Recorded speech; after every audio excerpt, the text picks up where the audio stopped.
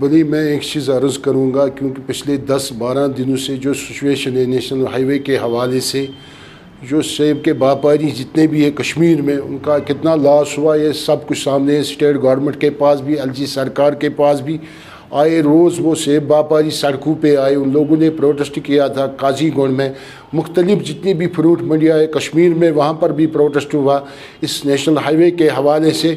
مگر میرے خیال سے سرکار نے جو فیصلہ لیا، میرے خیال سے بہت لیٹ ہوا اس فیصلے کے حوالے سے۔ یہ فیصلہ 10 دن پہلے آنا چاہیے، یہ فیصلہ 5 دن پہلے آنا چاہیے، مگر بدقسمتی کی بات ہے یہ فیصلہ اتنا لیٹ آیا سرکار کی طرف سے جس کی ایکسپیکٹیشن نہیں تھی۔ اس لیٹ فیصلے کے حوالے سے آپ دیکھیں سیب کے حوالے سے کتنا نقصانات ہوا، باپاریوں کے سیب کے حوالے سے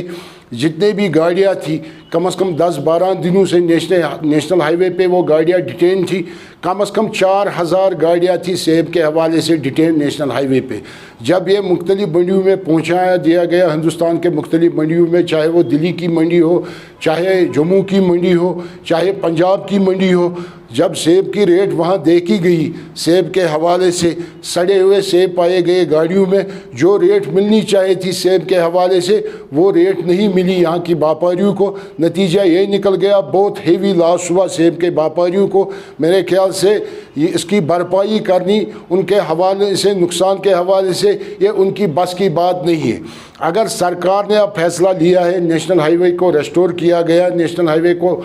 ٹریفک کے حوالے سے ٹھیک کیا گیا، مگر اس کے ساتھ ساتھ ایل جی سرکار کو یہ فیصلہ لینا چاہیے جتنا بھی لاس ہے سیب باپاریوں کا، فروٹ باپاریوں کا، وہ لاس کمپنسیٹ کرنا چاہیے اسٹیٹ سرکار کو، وہ لاس کمپنسیٹ کرنا چاہیے ایل جی سرکار کو۔ تبھی یہ میرے خیال سے سیب کے باپاریوں پہ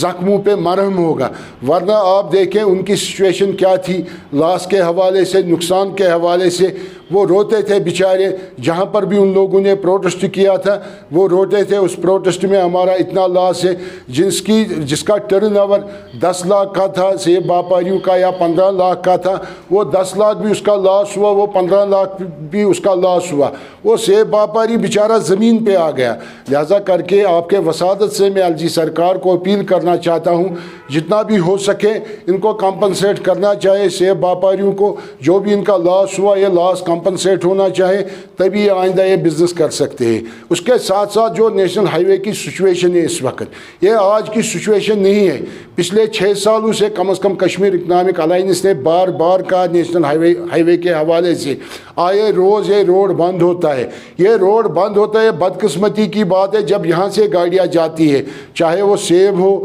چاہے اس کے بغیر کوئی اسنشل آئٹم ہو، سالوں سے ہم نے کنٹینیو کہا ہے کشمیر اکنامک الائنس کی طرف سے آپ اس روڈ کو ریسٹور کیجئے۔ بہت پیسہ یوٹیلائز ہوا اس روڈ پر، بہت دفعہ ریوائز ڈی پی آر ہوا اس روڈ کا، مگر ابھی تک بھی یہ روڈ ریسٹور نہیں ہو رہا ہے۔ اس کو میرے خیال سے سنجیدہ نوٹس لینی چاہیے ایل جی سرکار کو، تاکہ یہ روڈ بند نہیں رہ سکتا ہے۔ کیونکہ آپ دیکھیں اب موسمی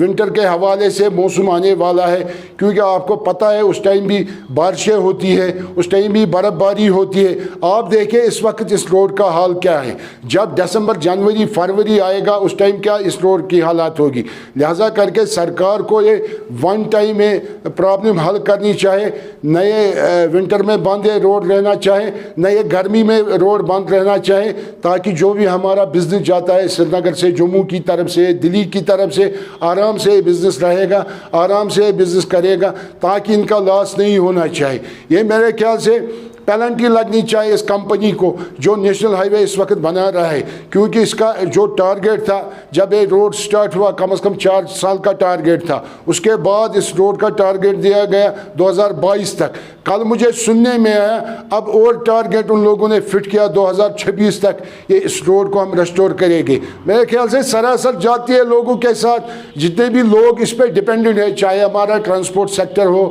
چاہے ہمارے فروٹ والے ہو، چاہے ہمارے مٹن ڈیلرز ہو، چاہے ہمارے مرغ والے ہو، چاہے ہمارے سبزی والے ہو، میرے خیال سے یہ سراسر جاتی ہے ان کے ساتھ۔ لہذا کر کے ایل جی صاحب کو میں آپ کے وساطت سے اپیل کرنا چاہتا ہوں یہ روڈ 12 مہینے ریسٹور رہنا چاہے، تبھی یہاں کا بزنس ٹھیک رہے گا۔